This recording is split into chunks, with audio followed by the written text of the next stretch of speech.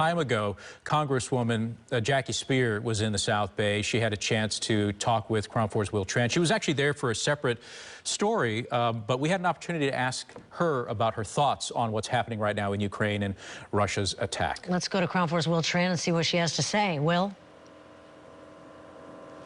She was very stern on Vladimir Putin. She did not hold back. She probably could have been here for a long time just talking about that, but her schedule is very tight. Let me show you some video. James and Dario, you're absolutely right. This was at another event. This is at the San Mateo Medical Center, and she showed up to thank the workers. This is the 2-year anniversary of COVID-19 coming to San Mateo County. Once she was done with that, got a chance to pull her aside and get a chance to ask her about many things. But obviously the big story across the globe is Ukraine. Here are my questions to Congresswoman Jackie Speier. Just your thoughts on Ukraine and what President Biden is doing with the sanctions. I think the resolve of the Ukrainian people is an example for all of us in this country and all of us across the world that treasure democracy.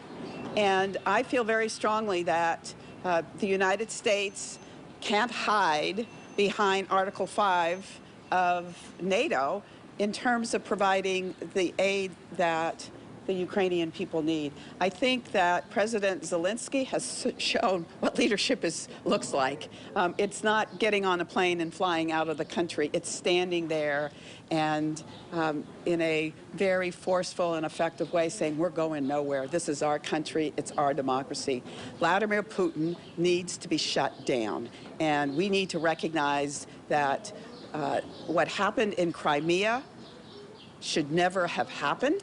And he thought he could get away with it again and then start his march throughout Eastern Europe. It's not going to happen. We're not going to let it happen. We're going to save democracy for the world. You saw the images over the weekend. What did you think and feel when you saw just the sadness?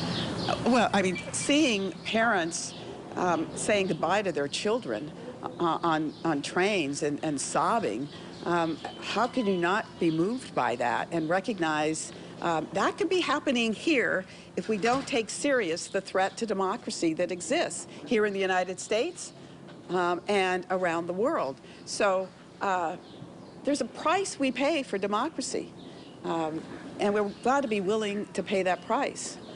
So I'm grateful that we've already committed billions of dollars. The president probably in his State of the Union tomorrow is going to recommend another $6 billion. About $2.9 billion in terms of humanitarian aid and $3.5 billion in terms of military aid. We need to pass it. We need to pass it swiftly. I feel confident it will be bipartisan in nature, probably overwhelmingly so. But this was a huge wake-up call for some of my colleagues who were, petting Putin on the head. He is the most dangerous despot of recent American and international history, and he needs to be called out and shut down. Again, you just heard her words. She did not hold back, calling him a despot. She was talking about her colleagues petting Putin on the head. She could have gone on and on, guys, about Ukraine, but she says right now she is in full support of what President Biden is doing, and that she says on behalf of America that we stand behind Ukraine. She talked about many other things. She also talked about the nomination of Judge Jackson to the Supreme Court, and she said, finally, our Supreme Court judges will look like America, with Miss Jackson, the nomination Jackson, being African-American. So she was in full support of that. She has a very busy schedule, guys. She's here, but she has to fly back to Washington, D.C. You heard what she said. There is a State of the Union address by President Biden tomorrow, and she will be in attendance. Got a chance to ask her about that, and she says it will be the first one since COVID-19 where they don't have to wear their masks. So lots going on in the world, but you ask her about Ukraine, and she really went sternly on Vladimir Putin. Yep, she did. All right. She was impassioned, and we will also be carrying that State of the Union address live right here on KRON 4. Thank you for mentioning that, Will. So keep it tuned to KRON 4. And other members